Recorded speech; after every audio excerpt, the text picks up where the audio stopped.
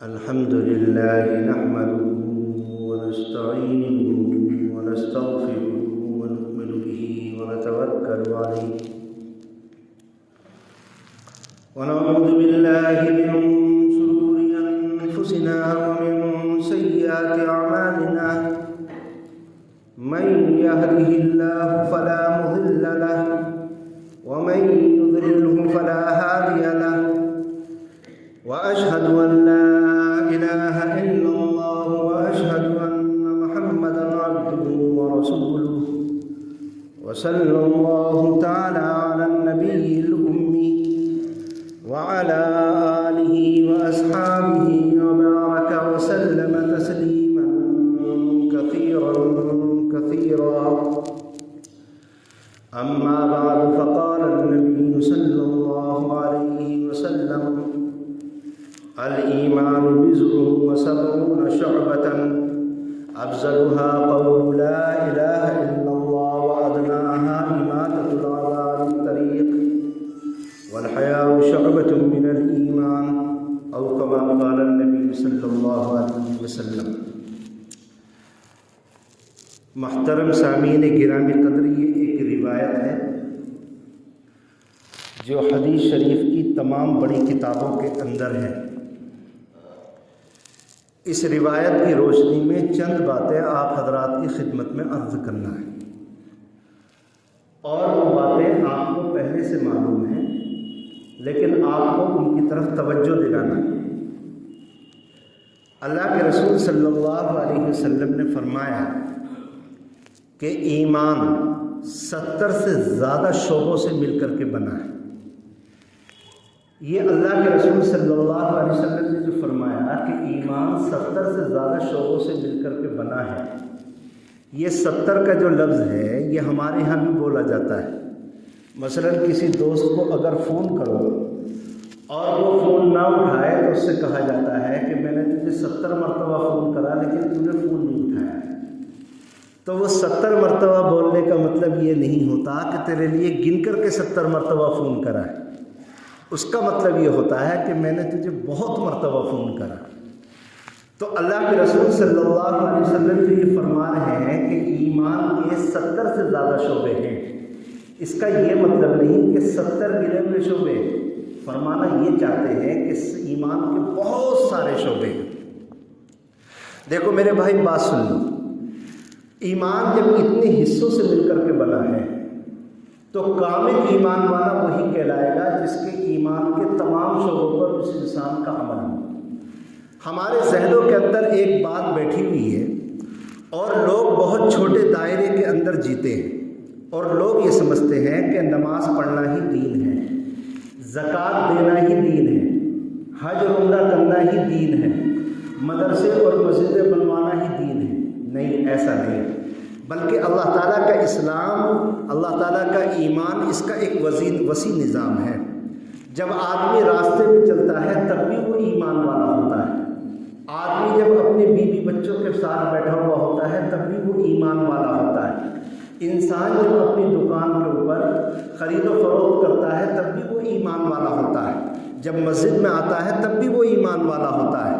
اپنے پڑوسیوں کے ساتھ معاملہ کرنا ہو، اپنے رشتہ داروں کے ساتھ معاملہ کرنا ہو، اپنے عزیز و اقارب کے ساتھ معاملہ کرنا ہو، ہر چیز میں آدمی مومن ہوتا ہے اور ایمان والا ہوتا ہے۔ اور ہر موقع کے لیے شریعت اسلامیہ نے کچھ تقاضے متعین کیے ہیں۔ اگر کوئی ان تقاضوں پر عمل کرتا ہے تو وہ اللہ کے رسول اور اللہ تعالیٰ کی نگاہ میں سچا پکا مومن ہے، اور اگر اس وقت کے تقاضوں پر وہ عمل نہیں کرتا تو اللہ کے رسول صلی اللہ علیہ وسلم کی نگاہ میں وہ کامل ایمان والا نہیں۔ تو اللہ کے رسول نے فرمایا کہ ایمان کے 70 سے زیادہ شعبے ہیں۔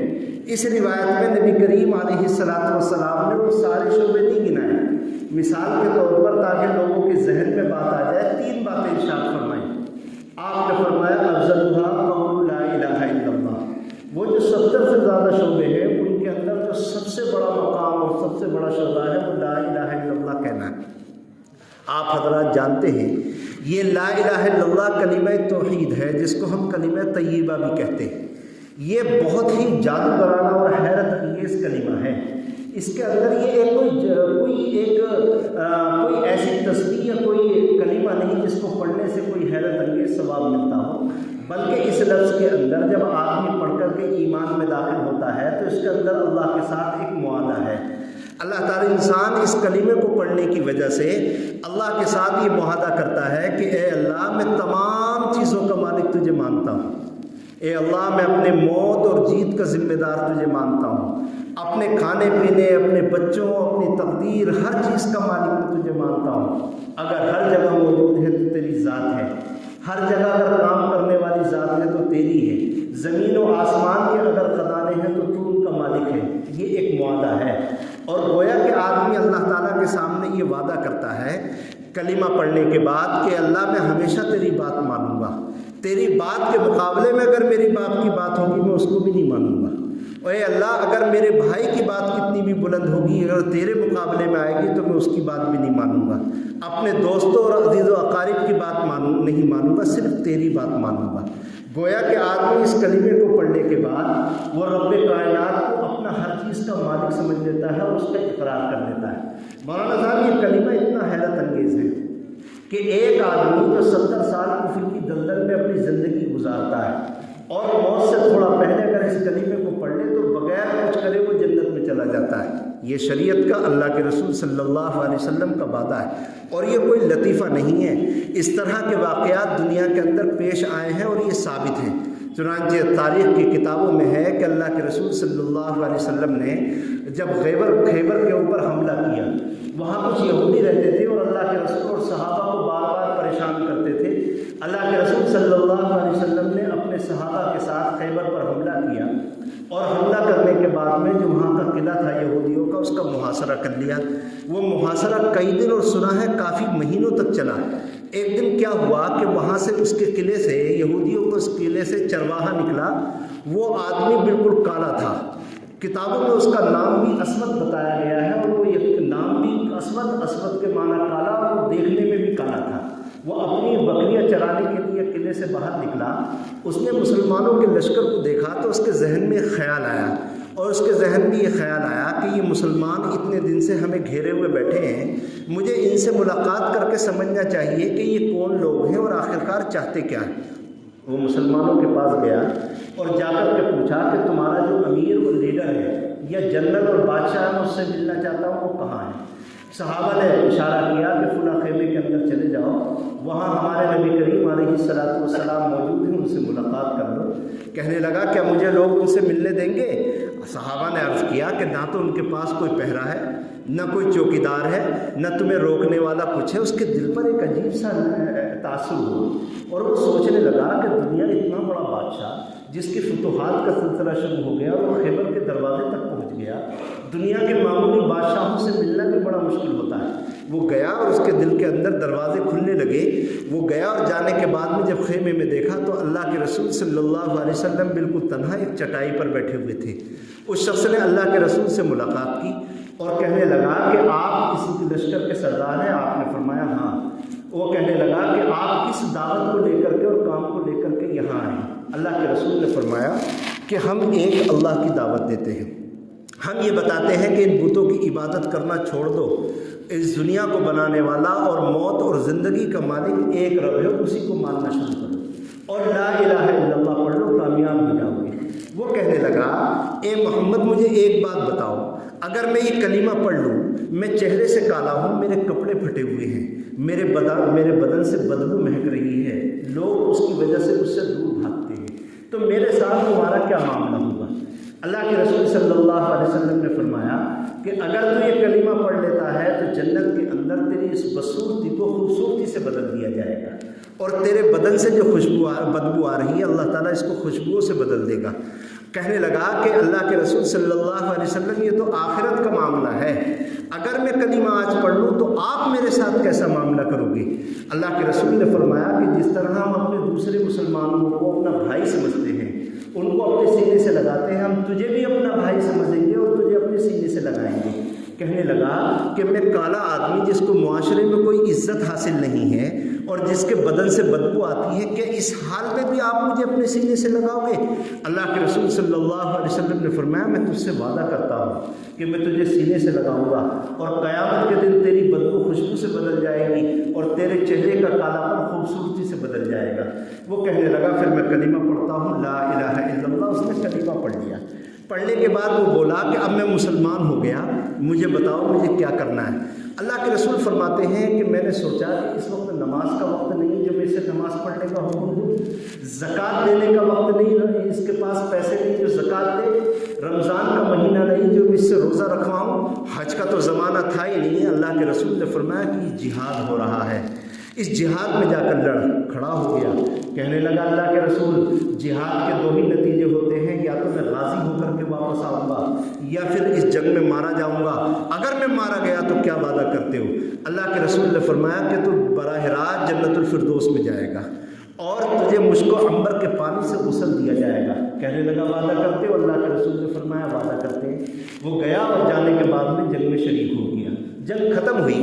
اللہ کے رسول صلی اللہ علیہ وسلم کا طریقہ کار یہ تھا کہ جنگ ختم ہونے کے بعد میں آپ میدان میں چکر لگاتے تھے، جو صحابہ شہید ہو گئے ان کو دیکھتے تھے، جو صحابہ زخمی ہو گئے اللہ کے رسول صلی اللہ علیہ وسلم ان کی مزاج پرسی کرتے تھے۔ آپ نکلے تو دیکھا کہ ایک طرف بہت سارے لوگوں کی بھیڑ ہے، آپ گئے تو صحابہ کہہ رہے ہیں کہ اللہ کے رسول یہ آدمی تو ہم میں سے نہیں، یہ کون ہے؟ اللہ کے رسول نے فرمایا اس کو تم نہیں پہچانتے، اس کو میں جانتا ہوں۔ اللہ تعالیٰ نے اس کلمہ پڑھنے کی برکت سے اس کو براہ راست جنت میں داخل فرما دیا، براہ راست جنت میں داخل فرما دیا، اور مشک و عنبر کی خوشبوؤں سے اس کو غسل دیا جا رہا ہے اور اس کے کالے پن کو سفید کر دیا گیا۔ یہ سچا قصہ ہے۔ یہ صرف ایک کلمہ جس آدمی نے 70 برس کفر کے درمیان میں گزاری، اس کی بارے اس کلمے کی برکت سے وہ آدمی جنت میں چلا گیا۔ تو یہ ایک نہ بلند کلمہ، اور اللہ کا شکر ہے کہ ہم سب لا الہ الا اللہ کہنے والے ہیں۔ ایک بات، دوسری بات سنیے، اللہ کے رسول نے فرمایا اماطۃ الاذی عن الطریق وادناها اماطۃ الاذی عن الطریق۔ اللہ کے رسول صلی اللہ علیہ وسلم نے فرمایا کہ ایمان کا سب سے چھوٹا درجہ، یہ ذرا توجہ سے سننا، اللہ کے رسول نے فرمایا کہ ایمان کا سب سے چھوٹا درجہ راستے سے تکلیف والی چیز کو ہٹانا ہے۔ یہ بہت عجیب بات ہے۔ پھر سنو میں کیا کہنا چاہتا ہوں تاکہ تمہارے دل کی رگوں میں اور نسوں میں اور ان کے مسامات میں یہ بات چلی جائے۔ اللہ کے رسول نے فرمایا ایمان کا سب سے چھوٹا درجہ ہے راستے سے تکلیف دے والی چیز کو ہٹانا۔ اگر میں دوسرے الفاظ میں آپ کو سمجھاؤں اور اللہ کرے آپ کی بات سمجھ میں آ جائے تو اس کا سیدھا مطلب یہ ہے کہ راستے میں اگر کوئی تکلیف دے والی چیز پہلے سے پڑی ہو اور آپ کو اگر نظر آ جائے اور نہ اٹھاؤ تو اللہ کے رسول کی نگاہ میں ہمارے دل کے اندر اتنا سا بھی ایمان نہیں ہے، اتنا سا ایمان نہیں، چونکہ آپ نے فرمایا ادنا ایمان کا سب سے چھوٹا شعبہ۔ آپ راستے سے جا رہے ہیں اور تکلیف دینے والی چیز راستے میں پڑی اور راستے اس کو اگنور کر کے نکل گیا، اس راستے کو مسلمان اور اللہ تعالیٰ کی مخلوق کے لیے اس کو صاف نہیں کیا، اس تکلیف دینے والی چیز کو نہیں ہٹایا، تو رب کائنات کی نگاہ میں ایک اتنا سا بھی ہمارے دل میں ایمان نہیں۔ یہ بہت عجیب بات ہے۔ راستے میں ہم جاتے ہیں، کیلے کے چھلکے پڑے ہوئے ہیں، ظاہر بات ہے کوئی اندھا، کوئی بوڑھا، کوئی بچہ آتا ہے، کبھی پہلے وقت تو لوگ گھڑ سواری بھی کرتے تھے، کسی انسان یا جانور کا پیر اگر اس کیلے کے چھل پر پڑ جائے تو آپ بتاؤ کہ پھسل کے گرے گا، بعض مرتبہ ہڈی بھی ٹوٹ جائے گی۔ ایک مسلمان اگر اس راستے سے گزر جائے اور اس کو کیلے کا چھلکا نظر آ جائے تو اس کیلے کے چھلکے کو اٹھا کر کے سائڈ میں ڈال دینا چاہیے۔ میں راستے میں گزرتا ہوں، میں دیکھتا ہوں چھوٹے چھوٹے بلیڈ پڑے رہتے ہیں، وہ بلیڈ آپ سچی بات بتاؤ کہ میرے یا آپ کے بچے اگر راستے میں کھیل رہے ہوں اور وہ پیر میں لگ جائے تو کتنا بڑا نقصان ہو سکتا ہے۔ اگر کسی مسلمان کی نگاہ اس بلیڈ کے پتے پر پڑ جائے تو اس کے اوپر ضروری اور واجب ہے کہ اس کو اٹھا کر کے کہیں پھینک دے۔ اگر ان چیزوں کو اگنور کرتا ہے اور صرف نظر کرتا ہے تو اللہ اور اللہ کے رسول کی نگاہ میں ادنا درجے کا ایمان ہمارے دلوں کے اندر نہیں۔ بس یہی باتوں کی طرف، بنیادی باتوں کی طرف توجہ دلانا ہے۔ اور آج کل تو صورتحال اتنی خراب ہو گئی ہے، یہ روایت تو اس کے بارے میں ہے، اللہ کے رسول نے اس کے بارے میں فرمایا جو پہلے سے گندگی پڑی تھی، پہلے سے گندگی پڑی تھی۔ آج کل تو صورتحال اس کی خراب ہو گئی کہ ہم تکلیف دہ چیزوں کو خود راستوں کے اندر ڈالتے ہیں۔ آپ چلے جاؤ کسی بھی مارکیٹ کے اندر چلے جاؤ، لوگ اپنی موٹر سائیکلیں کھڑی کرتے ہیں الامان والحفیظ، مولانا اگر 2 موٹر سائیکلیں کھڑی ہو جائیں، ایک ادھر اور ایک ادھر، سارا راستہ بند کر دیتے ہیں۔ اس آدمی کو، اللہ کے بندے کو یہ احساس تک نہیں ہوتا کہ یہ کتنی بڑی اللہ کے مخلوق کو یہ تکلیف دے رہا ہے۔ اللہ کے رسول نے فرمایا المسلم من سلم المسلمون من لسانی و یدہ، کامیاب اور کامل مسلمان وہ ہے جس کی ہاتھ اور زبان سے دوسرے مسلمان محفوظ رہے۔ لیکن یہ آرام سے موٹر سائیکل اس نے کھڑی کری، ادھر سے بھی کھڑی کری اور ادھر سے بھی کھڑی کری، اور پورا راستہ بند ہو گیا، اور یہ شاپنگ کر رہا ہے اپنی بیوی کے ساتھ۔ اور آج کل محلوں میں جا کے دیکھو کہ لوگوں نے اپنی گاڑیوں کو، ماروتیوں کو ایسے کھڑا کر رکھا ہے جیسے ان کے والد کی زمین ہے۔ میرے بھائیوں، عورتوں کا حال بھی کچھ خراب نہیں ہے۔ عورتوں کا حال یہ ہو گیا ہے کہ اپنے گھر میں کوڑے کی تھیلی باندھتی ہیں، اور باندھنے کے بعد ایسے گھما کر کے پھینکتی ہیں جیسے والی بال کھیل رہی ہوں، اور وہ اس طرح سے مارتی ہیں کہ وہ دیوار پر ٹکرا کر سارا راستہ خراب ہو جاتا۔ اللہ کے رسول نے فرمایا نظفوا افنیتکم، اپنے گھروں کے باہر کی جگہ کو صاف رکھا کرو۔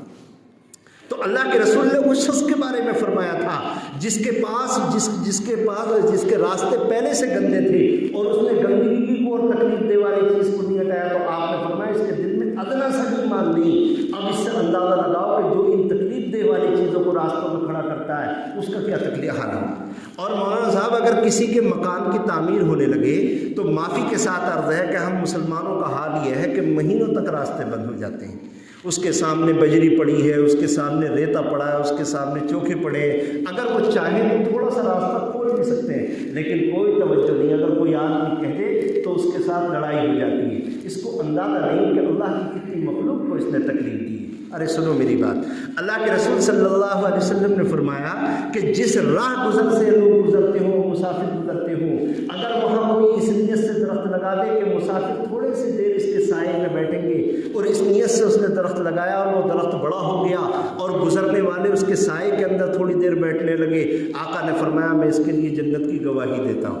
اور اگر کسی راستے کے قریب اگر وہاں پر کوئی سایہ تھا، کوئی درخت تھا، اور وہاں مسافر اور جانور آتے اور جاتے اور بیٹھتے اور آرام کرتے تھے، اس نے اس درخت کو اٹھا دیا، اللہ کے رسول نے فرمایا جہنم میں جائے۔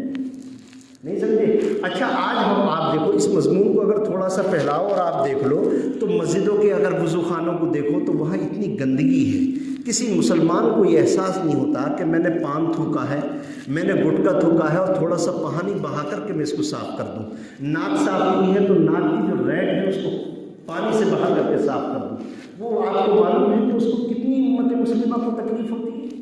کسی کو احساس نہیں۔ شاہ عبدالعزیز محدث دہلوی رحمۃ اللہ علیہ کے زمانے میں دہلی میں ایک انگریز تھا جو ہندوستان میں رہتا تھا، مسلمان ہو گیا، اور مسلمان ہونے کے بعد میں پکا سچا مسلمان ہوا۔ ایک مرتبہ کیا ہوا کہ دہلی کی جامع مسجد میں وہ وضو کر رہا تھا، اس نے دیکھا کہ پانی کے اس وضو خانے کے پردانے میں کسی کی ناک پھنسی ہوئی ہے۔ اس نے ایک چھوٹی سی لکڑی لی اور لکڑی لے کر کے اس پردانے کو صاف کرنے لگا۔ ایک حاجی صاحب جو کئی مرتبہ حج کیے ہوئے تھے، جن کی داڑھی بھی ماشاءاللہ تھی، کہنے لگے یہ انگریز مسلمان تو ہو گیا لیکن ابھی انگریزی پن کی بو اس کے اندر سے نہیں گئی۔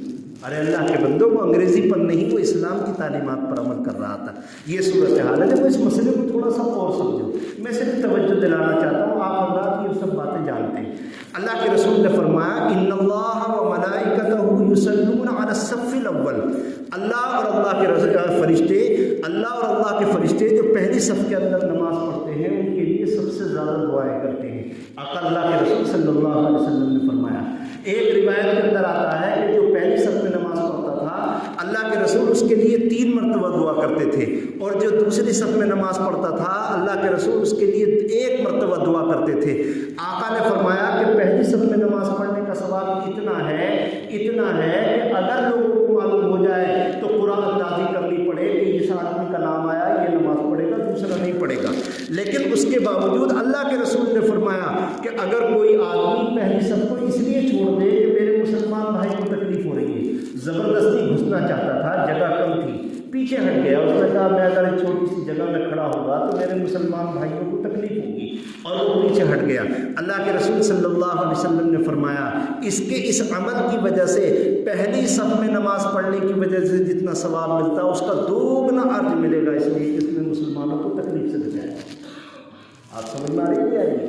یہ ایسی صورتحال ہے کہ اس کو سمجھانا بڑا مشکل ہے میرے بھائیوں. ہمارے ہاتھ اور پیر سے کتنے اللہ والوں کو اور کتنے انسانوں کو تکلیف ہوتی ہے, اس کو آپ توجہ رکھیں. وقت کم ہے ورنہ سمجھاتا ہے. ایک تیسری بات اور بیان کرنی ہے. آقا نے فرمایا والحیاء شعبۃ من الایمان. یہ حیا کا کیا ترجمہ کریں گے؟ حیا کا ترجمہ کر لو غیرت, ضمیر, غیرت, ضمیر. اب ترجمہ کریں گے کہ اللہ کے رسول نے فرمایا کہ انسان کی غیرت ایمان کا بہت بڑا شعبہ ہے, بہت بڑا شعبہ ہے. جس کے اندر غیرت اور حیا کا مادہ ہوگا اللہ کے رسول کی نگاہ میں وہ بہت بڑا والا ایمان والا ہے. یہ غیرت اور حیا ہے کیا؟ دیکھو میری بات سنو توجہ سے. یہ غیرت اور حیا جو ہے ایک ملکہ ہے جو انسان کو برائی سے روکتا ہے, اور یہی ملکہ ہے جو انسان اور جانور کے درمیان میں فرق کرتا ہے. مثلا ایک آدمی اگر راستے میں کھڑے ہو کر کے نہیں کھاتا, شرم کی وجہ سے لوگ برا سمجھیں گے وہ نہیں کھاتا, تو یہ غیرت مند آدمی ہے.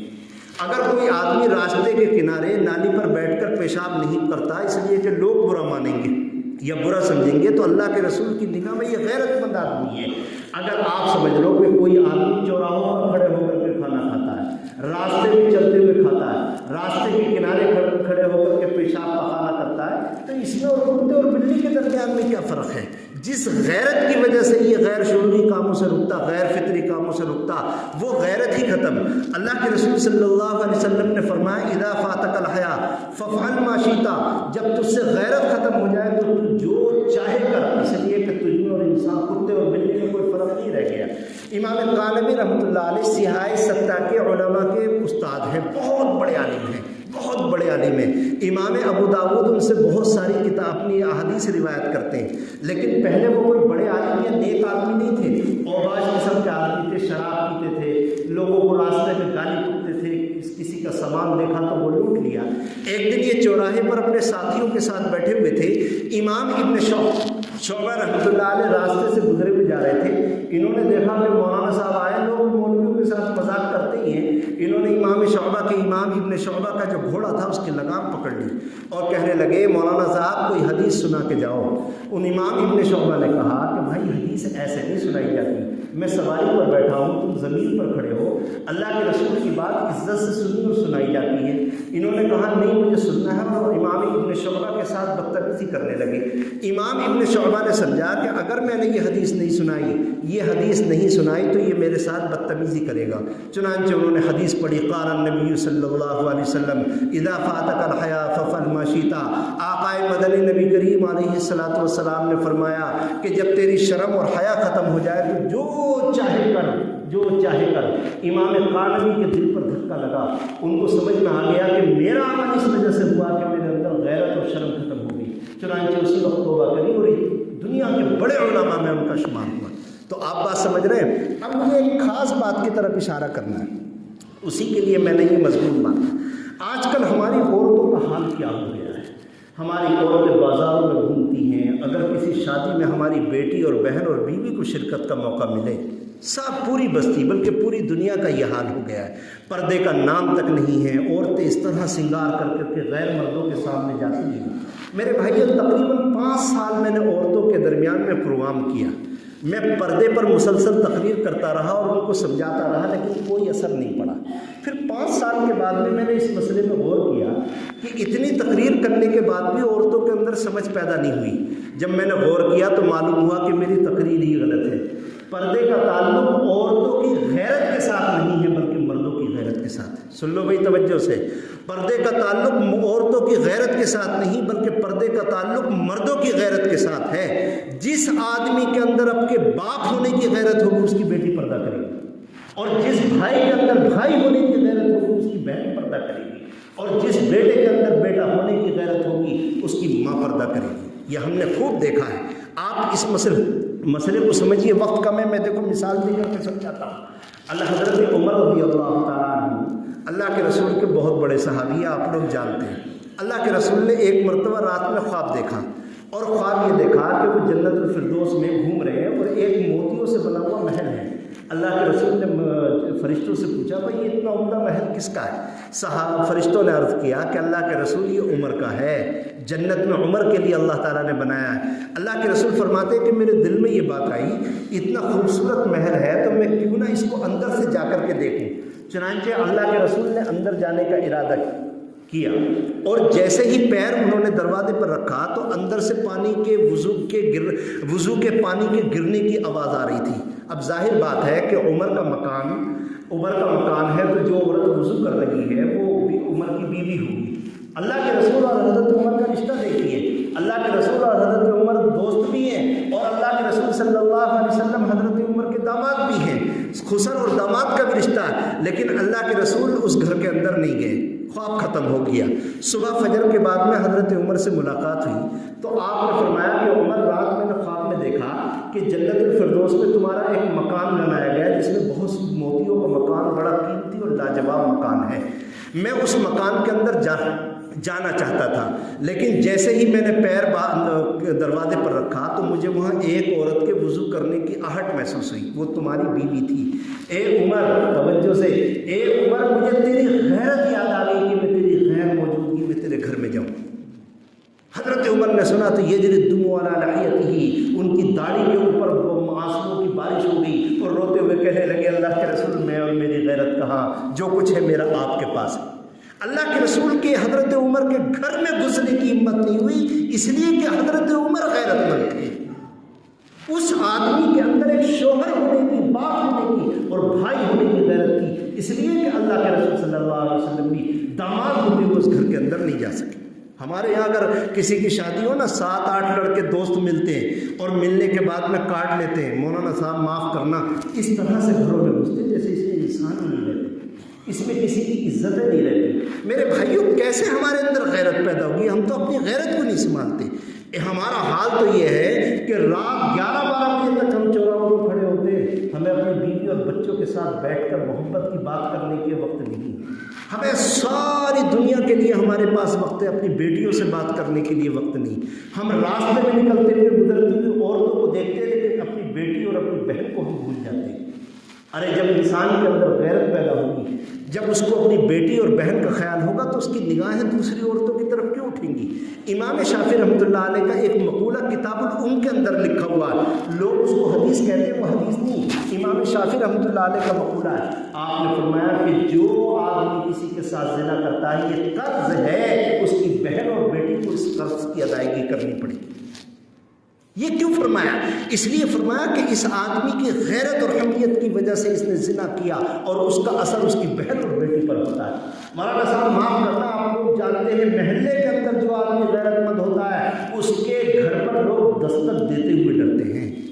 ये आप लोग इस बात की गवाही देंगे, दस्तक देने के बाद में दरवाजे से साइड में हट जाते हैं और जिसका घर का भाई और जिस घर का शोहर और जिस घर का बेटा गैरतमंद ना हो, लोग बगैर आवाज़ दिए घरों में घुस जाते हैं। अभी बात समझ में नहीं आई, मैं समझाता हूँ। अल्लाह के रसूल सल्लल्लाहु अलैहि वसल्लम की बीवी हज़रत आयशा, इनकी बड़ी बहन है अस्मा बिनते अबी बकर, बहुत बड़ी औरत है। ये उस ज़माने का वाक़या है जब पर्दे का हुक्म नाज़िल नहीं हुआ था। अल्लाह के हज़रत अस्मा बिनते अबी बकर जंगल से लकड़ियों का एक गट्ठर बना करके अपने सर पर रख करके ला रही थी। रास्ते में थक गई थी। अल्लाह के रसूल ऊँट पर बैठ करके तशरीफ़ ला रहे थे। आपने देखा कि मेरी बड़ी साली जा रही है और सर पर गट्ठर है, आपने सवारी रोक ली। आपने फरमाया, ए अस्मा, अपने सामान को तो मेरे ऊँट पर रख दे और तू बैठ जा, मैं तुझे घर तक छोड़ दूंगा, तो थक गई होगी। कहने वाला कौन? अल्लाह के रसूल का बहनोई, वो इंसान जिसके लिए दुनिया और ज़मीन आखिरत बनाई गई, जो सैयदुल कौनैन है। अल्लाह ताला ने जिसके बारे में फरमाया तमाम गुनाहों को माफ़ कर दिया गया, तुम मासूम हो। हज़रत अस्मा बिनते अबी बकर ने कहा, अल्लाह के रसूल, मैं आपके साथ नहीं बैठूंगी। हज़रत अस्मा घर आ गई। अब तवज्जो से सुनना, अपने शोहर हज़रत ज़ुबैर इब्न अव्वाम रज़ी अल्लाह ताला अन्हु से बोली, ए ज़ुबैर, आज मैं जंगल से लकड़ियाँ ला रही थी, मेरे सर पर जो गट्ठर था वो भारी था, मैं थक चुकी थी। अल्लाह के रसूल रास्ते में मिल गए। आपने फरमाया कि अपना गट्ठर मेरे ऊँट पर रख दे और तू मेरे साथ बैठ जा। अल्लाह के कहने लगी, ए ज़ुबैर, मैं थक गई थी लेकिन मैं इसलिए नहीं बैठी कि मुझे तेरी गैरत याद आ गई। मेरा शोहर क्या समझेगा कि अपने बहनोई के साथ बैठ कर आइए। अब मुझे फैसला करके बताओ कि पर्दे का ताल्लुक औरत की गैरत के साथ है या मर्द की गैरत के साथ है? हम औरतों पर सब कुछ डाल देते हैं। मेरे मौलाना मोहतरम हज़रात, ये मर्द की गैरत से जुड़ा हुआ मसला है। तुम अपने अंदर गैरत तो पैदा करो, तुम्हारी औरतें और बच्चियाँ पर्दा करने लगी। अभी समझ में नहीं आई, मैं एक वाक़या और समझाता हूँ। बगदाद शहर के अंदर एक किस्सा पेश आया। بیوی نے قاضی کی عدالت بیوی بیوی میں جھگڑا ہو گیا، دونوں الگ ہو گئے۔ قاضی کی عدالت میں عورت نے دعویٰ پیش کیا کہ میرے شوہر کے اوپر 500 دینار ہے، دینار سرخ سکہ، آپ کو بتا دو 500 دینار کتنے ہوتے ہیں؟ 20 سونے کے سکے 7.5 تولہ سونا بنتے ہیں، 20، اس کا مطلب کروڑوں روپے کا دعویٰ کیا۔ قاضی کی عدالت میں شوہر کو بلایا گیا، عورت سے کہا گیا تمہارا دعویٰ یہ ہے کہ اس کے اوپر 500 درہم ہے، شوہر نے کہا میرے اوپر اس کا کوئی روپیہ نہیں۔ عورت سے پوچھا گیا تمہارے 2 گواہ؟ ہاں، بولے یہ گواہ۔ دیکھو عدالت کے اندر گواہی دینے کا طریقہ یہ ہوتا ہے کہ عورت سے چہرہ کھلوایا جاتا ہے اور گواہ جو ہے اس کے چہرے کو دیکھ کر کے گواہی دیتے ہیں۔ قاضی نے کہا اے عورت تو اپنے چہرے کا نقاب کھول اور یہ تجھے دیکھ کر کے گواہی دیں گے۔